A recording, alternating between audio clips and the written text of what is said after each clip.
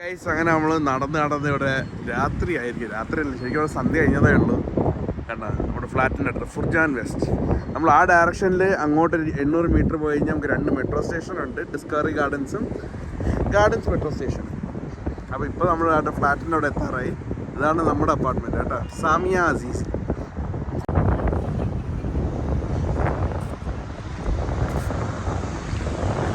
കാലാവസ്ഥയാണ്, നല്ല കാറ്റുണ്ട് അല്ലേ, നല്ല സുഖമുണ്ടല്ലേ. അപ്പം ഇതായിരുന്നു നമ്മുടെ അപ്പാർട്ട്മെൻറ്റ്. ഇവിടുത്തെ ബാൽക്കണിയിൽ നിന്ന് കാണുന്ന പാലമാണിത്. എൻ്റെ അപ്പുറത്ത് കാണുന്ന വില്ലകളാണ് അപ്പുറത്തെ സൈഡിലുള്ളത്. പിന്നെ ഇതിൻ്റെ ബാക്കിൽ നമ്മളന്ന് കാണിച്ചതില്ല, വില്ലകളൊക്കെയാണ്. നല്ലൊരു കമ്മ്യൂണിറ്റിയാണ് ഇത്. ശരിക്കും ഇവിടുത്തെ ഈ ഫ്ലാറ്റ് കിട്ടിയതിൻ്റെ പിന്നിലൊരു കഥയുണ്ട്. ഏരിയയിൽ 3 ഫ്ലാറ്റുകളാണ് ഉള്ളത്. ഇത് സാമിയ അസീസി, അപ്പുറത്ത് അസീസി സ്റ്റാർ, ഇതിൻ്റെ അപ്പുറത്തുള്ളത് ഫരിഷ്ത അസീസി. ഫരിഷ്ത അല്ലേ എൻ്റെ പേര്? ഞാനപ്പോൾ ആക്ച്വലി അഡ്വർടൈസ്മെൻ്റ് കണ്ട് അസീസി സ്റ്റാറിലെ അപ്പാർട്ട്മെൻറ്റ് നോക്കാൻ വേണ്ടിയാണ് വന്നത്. അപ്പോൾ അവിടുത്തെ ഒരു ഏജൻറ്റിനെ കണ്ട് ആൾ എന്നെ അപ്പാർട്ട്മെൻറ്റൊക്കെ ഒന്ന് കാണിച്ച് അത് ഓക്കെ ആയിരുന്നു. പക്ഷേ റേറ്റ് കുറച്ച് ഭയങ്കര കൂടുതലായിരുന്നു. അപ്പോൾ താഴോട്ട് ഇറങ്ങി വരുന്ന വഴി ഏജൻറ്റ് നടന്നു പോയി. അപ്പോൾ ഞാൻ സെക്യൂരിറ്റി എടുത്ത് ചോദിച്ചു, ഇനി വേറെ അപ്പാർട്ട്മെൻറ്റ് ഏതെങ്കിലും ഇതേപോലെ ഉണ്ടോയെന്ന് ചോദിച്ചു. അപ്പോൾ ആൾ പറഞ്ഞു ഉണ്ട്, പക്ഷേ ഞാൻ എൻ്റെ ഡെവലപ്പറിൻ്റെ നമ്പർ തരാം, ആളായിട്ട് നേരിട്ട് സംസാരിച്ചാൽ മതി, ആൾ കറക്റ്റ് പറഞ്ഞു തരുമെന്ന് പറഞ്ഞു. Bus stop.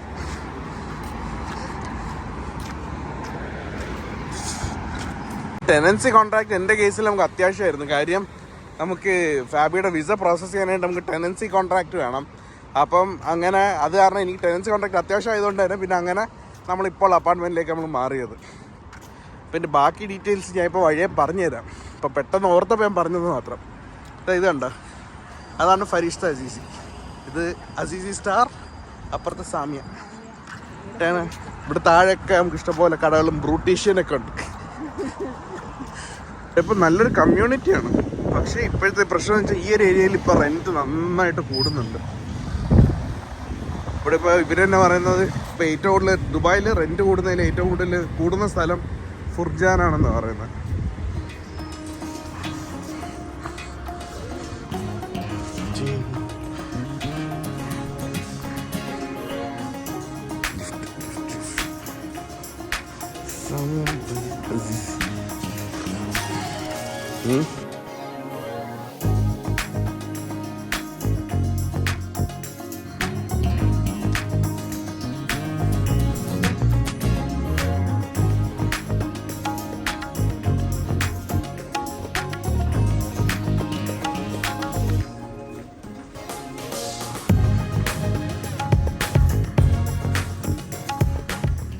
നല്ല നീറ്റാണ് ഇവിടുത്തെ apartment.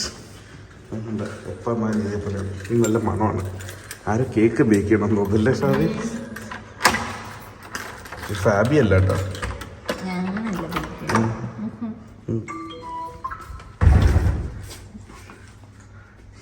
Home sweet home. Studio apartment ആണ്. നമ്മൾ കയറി വരുമ്പം തന്നെ വാഷിംഗ് മെഷീൻ, പിന്നെ ചെറിയൊരു കിച്ചൺ കണ്ടോ, ചെറിയ ക്യൂട്ട് 2 ബെഡ്റൂമുള്ള കിച്ചണാണ്. പിന്നെ ഇതിൻ്റെ നേരെ ഓപ്പോസിറ്റ് നമ്മുടെ വാഷ്റൂമും ബാത്റൂമും ഒക്കെയാണ്.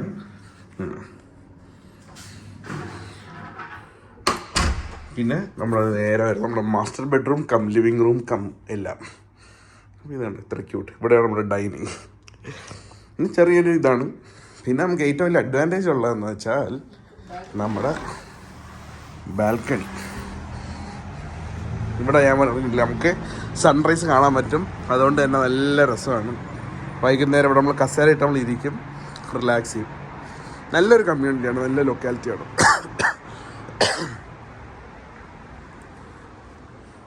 പിന്നെ ഇവിടെ ഇരുന്ന് നമുക്ക് വായിക്കാനൊക്കെ നല്ല സൗകര്യമാണ്. വേറെ കറക്റ്റ് ലൈറ്റിങ്ങും കാര്യങ്ങളുമാണ്. അപ്പോൾ ഇതൊക്കെ ഉള്ളൂ. ഇതൊക്കെയാണ് നമ്മുടെ കുട്ടി ഹോം ടൂർ വിശേഷങ്ങൾ. പിന്നെ നമ്മുടെ വലിയ 3 കബോർഡുണ്ട്. വേറെ എന്തെങ്കിലും ഉണ്ടോ ഫാബി? യെസ്. അപ്പൊ അങ്ങനെയാണ് നമ്മുടെ ഇവിടുത്തെ കാര്യങ്ങൾ. ഇന്നപ്പോ നമ്മളൊരു സ്പെഷ്യൽ റെസിപ്പി ഉണ്ടാക്കാൻ പോവാണ്. അതുപോലെ അറിഞ്ഞൂടെ? ചോദിക്കണമായിരുന്നു നേരത്തെ. അപ്പൊ നമ്മൾ ഹോം ടൂറിന്റെ കാര്യം. അപ്പൊ ഇപ്പൊ ഇവര് പറയുന്നത്, ഇപ്പൊ ഈ ഞാൻ നിൽക്കുന്ന അപ്പാർട്ട്മെന്റിന്റെ ഇയർലി റേറ്റ് എന്ന് പറയുന്നത് സ്വീറ്റ് കോൺ അല്ല, sorry, early rate sweet corn അല്ല. ഇയർലി റേറ്റ് ഇപ്പം 44,000 ആണ് അവരിപ്പോൾ പറയുന്നത്. അപ്പം ഇവിടുത്തെ സിസ്റ്റം UAE അറിയാത്തവർക്ക് വേണ്ടി പറഞ്ഞത്, UAE എന്ന് വെച്ചാൽ നമ്മള് ഇയർലി റെന്റ് ആണ് നമ്മൾ പറയുന്നത്. അതായത് എല്ലാം മിനിമം കോൺട്രാക്ട് എന്ന് പറയുന്നത് 1 ഇയറിലേക്കാണ്. തൊണ്ടയിൽ ഇപ്പോഴും ചെറിയ കിച്ചുണ്ട്, ക്ഷമിക്കാം. അപ്പം ഇയർലി റേറ്റ് അനുസരിച്ചാണ് പറയുന്നത്. അപ്പൊ ഇവിടെ ഇപ്പം റെന്റിന് നമുക്ക് ഇപ്പൊ ഒരു റേഞ്ച് കാണും. ഇപ്പൊ ഒരു 44 to 46 ആണ് റേഞ്ച് എന്ന് കരുതിക്കും. അപ്പൊ ഇതിന് നമുക്ക് എങ്ങനെ റെന്റ് ലോവർ സൈഡിൽ, അതായത് 44ലേക്ക് എങ്ങനെ ഏജന്റിൽ പിടിക്കാന്ന് വെച്ച് കഴിഞ്ഞാൽ നമ്പർ ഓഫ് ചെക്ക് ആണ്. അതായത് ഇവിടെ നമ്മളിപ്പോ കമ്മിറ്റ് ചെയ്യുമ്പോൾ സാധാരണ പറയുന്നത് 2 ചെക്ക്, അല്ലെങ്കിൽ 4 ചെക്ക്, അല്ലെങ്കിൽ 6 ചെക്ക്, അല്ലെങ്കിൽ 8 ചെക്ക്. അത് ഓരോ ഇതനുസരിച്ച്. അപ്പം നമ്മൾ ചെക്കിന്റെ എണ്ണം കൂടുന്നതനുസരിച്ച് റെന്റ് കൂടും. അതായത് ചെക്ക് എന്ന് പറയുന്നത് എത്ര ഡിഫറൻസ്, അതായത് 2 മാസം ഗ്യാപ്പിൽ റെന്റ് പോകുന്നത്, 4 മാസം ഗ്യാപ്പിൽ റെന്റ് പോകുന്നത്, 3 മാസം ഗ്യാപ്പിൽ റെന്റ് പോകുന്നത്, അങ്ങനെയാണ്. അപ്പൊ ഇവിടെ ഇപ്പോൾ നമ്മള് 4 ചെക്കാണ് എടുത്തിരിക്കുന്നത്. ഇതെല്ലാം 4 മാസം കൂടുമ്പോൾ റെന്റ് നമ്മൾ അടയ്ക്കണം. അതായത് നമ്മൾ ചെക്ക് നമ്മൾ ആദ്യം ഫ്ലാറ്റ് എടുക്കുമ്പോൾ തന്നെ ഇതിന്റെ ബ്ലാങ്ക് ചെക്ക് നമ്മൾ ഒപ്പിട്ട് നമ്മൾ കൊടുക്കണം. ബ്ലാങ്ക് ചെക്ക് അല്ല, എമൗണ്ട് ഇട്ട് ചെക്ക് നമ്മൾ അഡ്വാൻസ് ആയിട്ട് പോസ്റ്റ് ഡേറ്റഡ് ചെക്ക് നമുക്ക് ഇവർക്ക് കൊടുക്കണം. അപ്പൊ ഞാൻ നമ്മുടെ കോൺ ഇത് ചെയ്തെടുത്തിട്ടുണ്ട്. പിന്നെ നിങ്ങളൊരു കാര്യം മനസ്സിലാക്കേണ്ടത്, എനിക്ക് പറ്റിയ അബദ്ധമാണ്, നിങ്ങൾക്ക് ആർക്കും പറ്റാതിരിക്കാനായിട്ടുള്ള കാര്യമാണ്. നമ്മളൊരു വീട് എടുക്കുമ്പോൾ അവരൊരു റെന്റ് പറയും. പക്ഷേ ആ ഒരു റെന്റിന്റെ പൈസ മാത്രം കരുതി വെച്ചുകൊണ്ട് നിങ്ങൾ ഈ ഒരു പരിപാടിക്ക് ഇറങ്ങരുത്. ഇതിലേക്ക് ഇറങ്ങുമ്പോഴാണ് വേറെ കുറേ റേറ്റും കാര്യങ്ങളൊക്കെ നമ്മൾ അറിയുന്നത്. അപ്പോൾ ഞാൻ അവിടെ കോണൊന്ന് കഴുകിയെടുക്കുകയാണ് ഒന്ന് ഓടിച്ച്.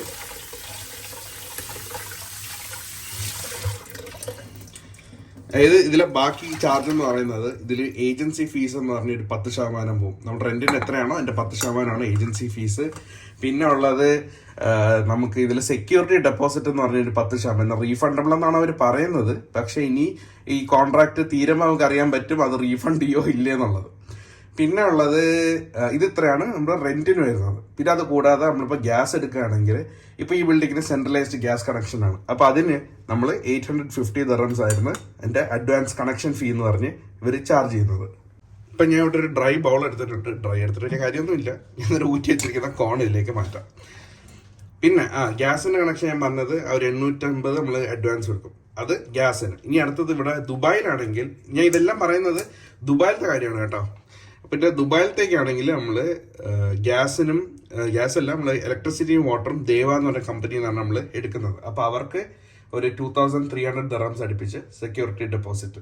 അത് റീഫണ്ടബിൾ എന്നാണ് അവർ പറയുന്നത്. അത് നമുക്ക് അവസാനം അറിയാൻ പറ്റുള്ളൂ. പിന്നെ അതിനുശേഷം മന്ത്ലി യൂട്ടിലിറ്റി ചാർജസ് ആണ് നമുക്ക് വരുന്നത്. ഇപ്പോൾ കോൺ ഇതിലിപ്പോൾ കഴുകി ഊറ്റി ഇതിലേക്ക് ഇട്ടിട്ടുണ്ട്. ഇനി നമുക്ക് ഇതിലേക്ക് ഇടേണ്ട സാധനമാണ് കോൺഫ്ലവർ. ഇതൊരു പരീക്ഷണമാണ് കേട്ടോ, ചിലപ്പോഴേ ശരിയാവുള്ളൂ, നമുക്ക് നോക്കാം. ഇപ്പം ഇതിലേക്ക് 1 ടേബിൾ സ്പൂൺ കോൺഫ്ലവർ ആണ് ഞാൻ അത് ഇട്ട് നോക്കുന്നത്. 1 സ്പൂൺ കൂടെ അത് കൈവച്ചിളക്കണം, സ്പൂണും ചിലക്കാം. ഓക്കെ, നമുക്ക് സ്പൂൺ വെച്ച് എല്ലായിടത്തും ആവുമെന്ന് നമുക്ക് നോക്കാം. ഇത് കണ്ടവർക്ക് അല്ലെങ്കിൽ കഴിച്ചവർക്ക് ചിലപ്പോൾ അറിയായിരിക്കും എന്താണ് ഞാൻ ചെയ്യാൻ ഉദ്ദേശിക്കുന്നത്. ഫോൺ വരുന്നത് നോക്ക്. പിന്നെ കറണ്ട് ബില്ലിനാണ് അടുത്ത കോമഡി. അതായത് കറണ്ട് ബില്ല് നമുക്ക് മാസം വരുമല്ലോ. അതിൽ കറണ്ട് ബില്ല് വരുമ്പോഴത്തേക്ക് നിങ്ങൾ കറണ്ടും വെള്ളവും കൂടാതെ അതിൽ വരുന്ന ബില്ലുകളാണ് നിങ്ങളുടെ സ്യൂവേജ് ബില്ല് എന്ന് പറഞ്ഞാൽ അതിലുണ്ടാവും. പിന്നെ ഉള്ളത് ദുബായ് മുനിസിപ്പാലിറ്റി ഫീ എന്നങ്ങാണ്ട് പറഞ്ഞിട്ട്, അതായത് നമ്മുടെ റെന്റിന്റെ 5% 10% അങ്ങാണ്ട് ഈ ഒരു 1 ഇയറിലേക്ക് ഡിവൈഡ് ചെയ്ത് ആ ഒരു എമൗണ്ടും കൂടെ നമ്മുടെ കറണ്ട് ബില്ല് ചാർജിൽ വരും. അപ്പോൾ ഇതൊക്കെ ഹിഡൻ ചാർജസ് ആണോ എന്ന് വെച്ച് കഴിഞ്ഞാൽ നമ്മൾ ഈ ഒരു ഫീൽഡിലേക്ക് ഇറങ്ങുന്ന ശേഷം ഹിഡൻ ആയിരിക്കില്ല, പക്ഷെ അതുവരെ ഹിഡൻ ആയിരിക്കും. ആരും അങ്ങനെ പറഞ്ഞ് ഞാൻ കേട്ടിട്ടില്ല. അപ്പോൾ അത് കാരണം തന്നെ ഈ പൈസയുടെ കാര്യം നമ്മൾ ഓരോന്ന് ബഡ്ജറ്റൊക്കെ അലോക്കേറ്റ് ലാസ്റ്റ് വരുമ്പോഴാണ് ഇതൊക്കെ ഇവിടെ നിന്ന് വന്നു നമുക്ക് തോന്നുന്നത്. അപ്പോൾ അങ്ങനെയാണ് ഗ്യാസിന് 850, ഇതിന് 2250 കൊടുക്കണം. പിന്നെ അത് വേറെ ഗുണമുണ്ട്, ഇത് നമ്മൾ കൊടുത്തു കഴിഞ്ഞാൽ ഉടൻ തന്നെ ആക്ടിവേറ്റ് ആകും കേട്ടോ, അങ്ങനത്തെ ഒരു ഗുണമുണ്ട്. പിന്നെ നമുക്കിപ്പം ഇന്റർനെറ്റ് വേണമെങ്കിൽ ഞാൻ ഏറ്റവും കുറഞ്ഞ പ്ലാനാണ് എടുത്തിരിക്കുന്നത്. നമുക്കിപ്പോൾ വൈഫൈക്ക് ഒരു 15 Mbps സ്പീഡുള്ള ഒരു കണക്ഷന് 300 dirhamത്തിന്റെ ഒരു പ്ലാൻ, 315 dirham വാറ്റും കൂടെ ഉൾപ്പെടെങ്ങാണ്ട് മന്ത്ലി ചാർജ് വരുന്നത്, അതാണ് എടുത്തിരിക്കുന്നത്. അപ്പോൾ ഇതൊക്കെയാണ് നമ്മുടെ ദുബായിലെ ഒരു വീടെടുക്കുമ്പം വരാൻ സാധ്യതയുള്ള ചാർജുകൾ എന്ന് പറയുന്നത്. പിന്നെ അത് കൂടാതെ പാർക്കിംഗ് ഫീസ് ഉള്ളവരാണെങ്കിൽ അതും മന്ത്ലി നിങ്ങളുടെ ബഡ്ജറ്റിൽ കൂട്ടണം. അതൊരു മിനിമം 300, ഒരു ആവറേജ് 300 റേഞ്ചിലെങ്കിലും വരും. അപ്പം ഇത് ഇത്രയും മിക്സ് ചെയ്ത് കൊടുക്കാം. ഇനി ഉപ്പ്. അപ്പം ഇതൊക്കെ നമ്മൾ കറക്റ്റ് ഡീലറല്ല നമ്മളിപ്പം വീട് 1 ഇയറിലേക്ക് നമ്മളിപ്പം ഒഫീഷ്യലി എടുക്കുന്നെങ്കിലുള്ള പ്രൊസീജിയറാണ് ഞാൻ പറഞ്ഞത്. നമ്മുടെ ദുബായിലുള്ള ബെനിഫിറ്റ് എന്ന് വെച്ചാൽ നമുക്ക് വേറൊരു രീതിയുണ്ട്. അതായത് വീട് ഇതേപോലെ റെന്റ് എടുത്തവരുടെ നമുക്ക് വീണ്ടും റെന്റ് എടുക്കാന്നുള്ളത്. അത് ലീഗലല്ല ഇപ്പം, പക്ഷെ ഷോർട്ട് ടേമിനോ അല്ലെങ്കിൽ നമുക്ക് വലിയ ചിലവില്ലാതെ നമുക്ക് എടുക്കണമെങ്കിൽ നമുക്ക് അങ്ങനെ ഒരു ഓപ്ഷൻ ഉണ്ട്. പക്ഷെ അതൊക്കെ പിടിച്ചു കഴിഞ്ഞാൽ ഭയങ്കര ഫൈനാണ്. അപ്പം അത് കാരണമാണ് ആ വഴിക്ക് നോക്കാത്തത്. പിന്നെ അല്ലാതെ നമുക്ക് പാർട്ടീഷൻ നോക്കാം, ഷെയർഡ് അക്കോമഡേഷൻ നോക്കാം. അപ്പോൾ ഇതൊക്കെ നമുക്ക് റെന്റിന് നമുക്ക് ലിവിങ് എക്സ്പെൻസ് കുറയ്ക്കാനുള്ള രീതികളാണ്. പക്ഷെ ഞാൻ പറഞ്ഞ പോലെ തന്നെ ഇത് ചെക്കിങ് വന്നു കഴിഞ്ഞാൽ നമുക്ക് പണി കിട്ടും. നോക്ക്, ഉപ്പുണ്ടോ നോക്ക്. ഉപ്പുണ്ടോ? ഓക്കെ. അപ്പൊ ഇനി നമുക്ക് അടുത്ത സ്റ്റേജിലത്തേക്ക് പോവാം. വീട്ടിൽ കുറച്ച് പെപ്പർ, പിന്നെ ഇതിലേക്ക് ഇടാൻ പോണത് പെപ്പർ. പിന്നെ ഇതിൻ്റെ ഇടയിൽ ഞാൻ ഇത്രയും ക്ലാസ് ഒന്ന് ബോറടിപ്പിച്ചതിന് സോറി. എനിക്ക് പെട്ടെന്ന് എനിക്ക് പറയാൻ തോന്നിയാണ് നിങ്ങളായിട്ട് ഷെയർ ചെയ്തത്. കാര്യം ഞാൻ ഇതിലേക്ക് ഇറങ്ങിയപ്പോഴത്തേക്ക് ആരും പറഞ്ഞു തരാനൊന്നും ഉണ്ടായില്ല. അപ്പോൾ ഇത് നേരിട്ട് അനുഭവിച്ച് തന്നെ അറിയേണ്ടി വന്നു. അപ്പം അനുഭവിച്ചറിയാമെന്ന് വെച്ചാൽ കുറച്ച് പാടാണ്. എന്ന് വെച്ചാൽ നമുക്ക് ഒരു സ്റ്റേജ് എത്തുമ്പോഴത്തേക്ക് പിന്നെ ഹെൽപ്പ് ഇല്ലാതെ നമുക്ക് തീരെ പറ്റില്ല. അപ്പോൾ ഇതിപ്പോൾ നിങ്ങൾ നേരത്തെ അറിയാമെങ്കിൽ അതനുസരിച്ച് നിങ്ങൾക്ക് പ്ലാൻ ചെയ്ത് മുന്നോട്ട് ഓരോ കാര്യങ്ങൾ നോക്കാം. അപ്പം ഞാൻ അടുപ്പത്തൊരു പാൻ ഞാൻ വെച്ചിട്ടുണ്ട്. കുരുമുളക് എടുത്തതിന് തുമ്മലാണ് നിങ്ങളിപ്പോൾ കേട്ടോ. പിന്നെ ഇവിടെ നമുക്കൊരു മന്ത്ലി ഫുഡ് 2 പേർക്ക് വീട്ടിൽ മാത്രം വെച്ച് കഴിക്കാനാണെങ്കിൽ ഒരു 900 to 1000 ദിർഹം കരുതിയാൽ മതി. വീട്ടിൽ വേണമെങ്കിൽ ഫുൾ ടൈം കഴിക്കുന്നു അങ്ങനെയൊക്കെ ആണെങ്കിൽ, ഭയങ്കര ഡിസിപ്ലിൻഡ് ആയിട്ടുള്ളവരാണെങ്കിൽ. അതല്ല നിങ്ങൾ ആഴ്ചയിൽ ഒരിക്കൽ പുറത്ത് പോകുന്നു, അല്ലെങ്കിൽ ആഴ്ചയിൽ ഒരു 2 പ്രാവശ്യം പുറത്ത് കഴിക്കുന്നു, അങ്ങനെയുള്ള ശീലക്കാരാണെങ്കിൽ പൈസ നിങ്ങൾ പുറത്ത് കഴിക്കുന്നതനുസരിച്ച് കൂടും. അതാണ് ബാക്കി ഇവിടെ വരുന്ന എക്സ്പെൻസ് എന്ന് പറയുന്നത്. പിന്നെ സ്വന്തമായിട്ട് വണ്ടിയുള്ളവരാണെങ്കിൽ ആ കാര്യം പറയണ്ട. നമുക്കൊരു പെട്രോൾ ചാർജ് ഒരു അപ്രോക്സിമേറ്റ്ലി ഒരു 700 ദിർഹംസ് ഒരു മാസത്തേക്ക് വേണ്ടി വരും. അതൊക്കെ നിങ്ങളുടെ ഓട്ടവും നിങ്ങളുടെ ബാക്കി ജോലി അനുസരിച്ചിരിക്കും. പിന്നെ ഉള്ള വിസ ചാർജ് എന്നുള്ളത് അത് വലിയൊരു കോൺസെപ്റ്റാണ് കേട്ടോ. ഈ വിസയ്ക്ക് നമ്മൾ ഇതേപോലെ തന്നെ കുറെ പൈസ ഒന്ന് കരുതി വെക്കേണ്ടി വരും. അപ്പൊ ഇതില് ഞാൻ എണ്ണ ഒഴിക്കാൻ ബട്ടർ കിട്ടണം. ഇത് ബട്ടർ ലാസ്റ്റ് ഇട്ടാ മതിയാ? ഓക്കെ, കുറച്ച് എണ്ണ ഒഴിച്ചു കൊടുക്കാം. എത്ര മതിയാവും? ഓക്കെ, കുറച്ച് എണ്ണ ഒഴിച്ചിട്ടുള്ളൂ. ഞാൻ മറ്റേ സ്പൂണകത്ത് അടിയിടാം. ഇനി എണ്ണ ചൂടാണ്ടി വെച്ചിട്ടുണ്ട്. അപ്പോൾ വിസയ്ക്ക് ഞാൻ ഇനി പറയാൻ പോണ അബുദാബി വിസയാണ്. എൻ്റെ വിസ അബുദാബി ആയതുകൊണ്ട് ഫാബിനെ സ്പോൺസർ ചെയ്തിരിക്കുന്ന അബുദാബി വിസയിലാണ്. വിസയ്ക്ക് നമുക്ക് വരുന്ന ചാർജ് എന്ന് പറയുന്നത് ആദ്യം നമുക്ക് എംപ്ലോയ്മെന്റ് ഇ വിസ, ഇലക്ട്രോണിക് വിസയും പിന്നെ അതിന് മുന്നോടിയായിട്ടുള്ളതിന് നമുക്ക് അറൌണ്ട് 900 ദിർഹംസ് ആണ് അതിന്റെ ചാർജ് വരുന്നത്. പിന്നെ അതിനുശേഷം നമുക്ക് വരുന്ന ചാർജ് എന്ന് പറയുന്നത് പിന്നെ വേറെ ഒന്നുമില്ല. നമുക്ക് ഈ വിസ എത്തിക്കഴിഞ്ഞാൽ ഫാബിനോടൊപ്പം തന്നെ ട്രാവൽ ചെയ്യും. അപ്പോൾ അതിന് ടിക്കറ്റ് ചാർജ്, അപ്പം നാട്ടിൽ നിന്ന് ഇങ്ങോട്ടേക്കുള്ള ടിക്കറ്റ് ചാർജ് എത്രയാണോ അത്രയും നമ്മൾ കയ്യിൽ കരുതണം. പിന്നെ ഇവിടെ എത്തിക്കഴിഞ്ഞാലുള്ള ചാർജ് എന്ന് പറയുന്നത് മെഡിക്കൽ ചെയ്യാനായിട്ട്, അബുദാബി മെഡിക്കൽ ചെയ്യാനായിട്ട് 250 ദിർഹമാണ്. ഇനി അബുദാബി മെഡിക്കൽ ദുബായിൽ ചെയ്യുകയാണെങ്കിൽ 325 ദിർഹമാണ് നമുക്ക് വേണ്ടത്. അതിനുശേഷമുള്ള ചാർജ് എന്ന് പറയുന്നത് എണ്ണ അത്യാവശ്യം നല്ല രീതിയിൽ ചൂടായിട്ടുണ്ട്. ഇതിലേക്ക് നമുക്ക് ഈ കോൺ നമുക്ക് ഇട്ട് കൊടുക്കാം. പൊട്ടിത്തെറിക്കല്ലേ അള്ളാ, എനിക്കിട്ടോ അള്ളാ പൊള്ളി ഇട്ടിട്ട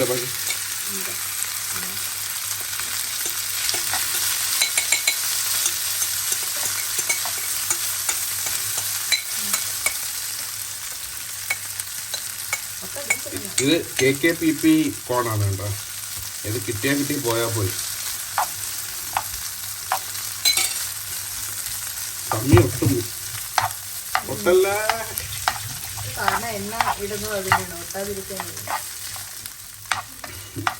അപ്പോൾ നമ്മൾ ഫാബിയോടെ എത്തിക്കഴിഞ്ഞാൽ പിന്നെ അബുദാബി റൂൾ അനുസരിച്ച് പെനാൽറ്റി കിട്ടാതിരിക്കാനായിട്ട് 15 ദിവസത്തിനുള്ളിൽ ഇൻഷുറൻസ് എടുക്കണം. ഇപ്പോൾ ഫാബിക്ക് ഇപ്പോൾ ഇൻഷുറൻസ് എടുത്തത് 3000 ദിർഹമാണ്. അപ്പോൾ അത് 1 വർഷത്തേക്കുള്ള ഇൻഷുറൻസ് ആണ്, ഹെൽത്ത് ഇൻഷുറൻസ്. പിന്നെ അതിനുശേഷം നമുക്ക് വരുന്നതെന്ന് വെച്ചാൽ നമുക്ക് വിസ സ്റ്റാമ്പിങ്ങും എമിറേറ്റ്സ് ID കിട്ടാനായിട്ട് 870 ദിർഹം. അപ്പം ഇതൊക്കെയാണ് നമുക്കിവിടെ സാധാരണ വരുന്ന ചാർജ് എന്ന് പറയണത്. അപ്പം ഇത്രയും നമുക്ക് ഇപ്പോൾ ഫാമിലി വീട് പുതിയതായിട്ട് എടുത്ത് പിന്നെ വിസയും എടുത്ത് എല്ലാം വരുന്നവർക്കാണെങ്കിൽ ഈ പൈസ എല്ലാം നിങ്ങൾ ആദ്യമേ ഒന്ന് മനസ്സിൽ കൂട്ടിയേക്കണം എത്ര വരും എന്നുള്ളത്. കാര്യം ഇതിലേക്ക് ഇറങ്ങിക്കഴിഞ്ഞാൽ പിന്നീട് നമുക്ക് തിരിഞ്ഞു നോക്കാൻ പാടായിരിക്കും. നമ്മൾ പിന്നെ കരുതും ഇത്രയും മുടക്കി ഇനി ഇങ്ങനെ നമുക്ക് പിന്മാറാൻ പറ്റുമെന്ന് നമുക്ക് തോന്നിപ്പോകും. അപ്പോൾ അത് വളരെ ഇമ്പോർട്ടൻ്റ് ആണ്.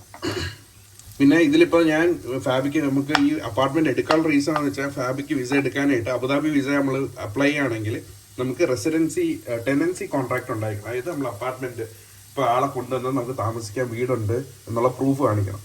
അപ്പം ഞാൻ നേരത്തെ പറഞ്ഞ ദുബായിൽ അല്ലെങ്കിൽ അബുദാബിയിലായാലും എന്തിനും എല്ലാത്തിനും വളഞ്ഞ വഴിയുണ്ട്. നമുക്കിപ്പോൾ ടൈപ്പിംഗ് സെൻറ്ററിൽ പോയി കഴിഞ്ഞാൽ അവർ ഒപ്പിച്ചൊക്കെ തരും.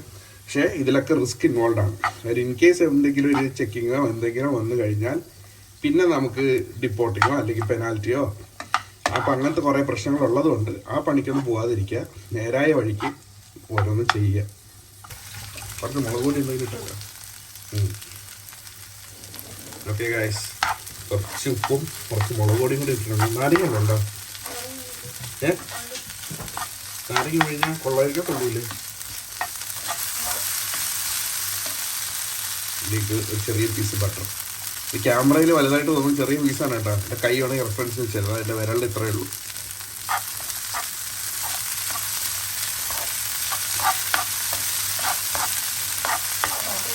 ഇതിന് പൊട്ടി ഇനി പോപ്കോൺ ആവോ?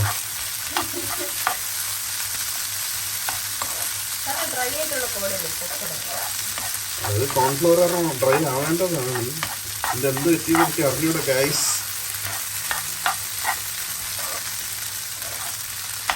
കോൺഫ്ലവർ കുറഞ്ഞതാണ് കൂടിപ്പോയതാണ് അറിയുന്നതായിട്ടൊന്ന് കമൻറ്റ് ചെയ്യുക. ഇത് റെസിപ്പി ഇത് എങ്ങനെയാണെന്ന് ആർക്കെങ്കിലും അറിയും. ബാക്കി അറിയാമായിരിക്കും. നമ്മൾ ഇതിൻ്റെ മട ചോദിക്കാനൊന്നും പോയില്ല. ഉമ്മ ഉണ്ടാക്കിയിട്ടുണ്ടെന്ന് തോന്നുന്നു പ്രാവശ്യം. ഇനിയും മടന്ന് പറയാന്ന് കഴിഞ്ഞാൽ ഉമ്മ വെയിറ്റ് കാണിക്കും. ചോദിക്കാത്തത് ചുമ്മാ പറഞ്ഞാൽ ഉമ്മയുടെ ചുമ്മാ സപ്പോർട്ടാണ്. എന്നെ കളിയാക്കുന്നേ ഉള്ളൂ. ഫാമിലി ചോദിച്ചു കഴിഞ്ഞാൽ എല്ലാം ഓക്കെ ആവും. ഞാൻ വെച്ച് കഴിഞ്ഞാൽ കളിയാക്കും.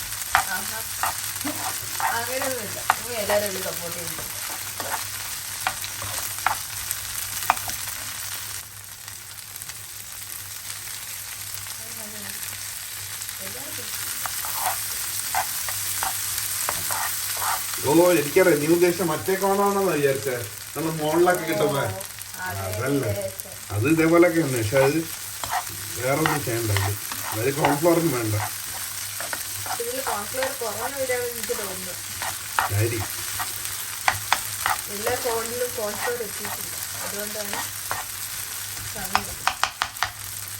അത് എടുക്കല്ലേ. ടേസ്റ്റ് ചെയ്തൊക്കെ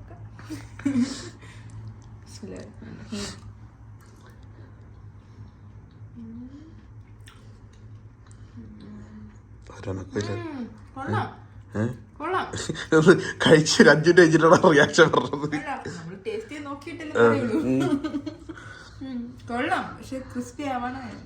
ക്രിസ്പി ആയില്ല. എനിക്കതപ്പോൾ കോൺഫ്ലവർ കുറഞ്ഞു. ടേസ്റ്റ് ഉണ്ട്, പക്ഷേ എനിക്കത് കോൺഫ്ലവർ കുറഞ്ഞു. അതാണ് പ്രശ്നം. അപ്പോൾ ഇതൊക്കെയാണ് നമ്മുടെ ഈ വീക്കെൻഡിലെ വിശേഷങ്ങൾ. അപ്പോൾ നിങ്ങൾക്ക് തന്ന അറിവുകളെല്ലാം നിങ്ങൾക്ക് ഗുണകരമായെന്ന് കരുതുന്നു. ഇത് വെറുതെ ഫ്രീ ആയിട്ട് തന്നതല്ല, ഇതിന് കമ്മീഷനുണ്ട്. നിങ്ങൾ ലൈക്ക് ഷെയർ ചെയ്യുക. അപ്പോൾ ഇനി നമുക്ക് അടുത്ത എന്തെങ്കിലും വിശേഷമായിട്ട് വീണ്ടും കാണാം. Bye bye.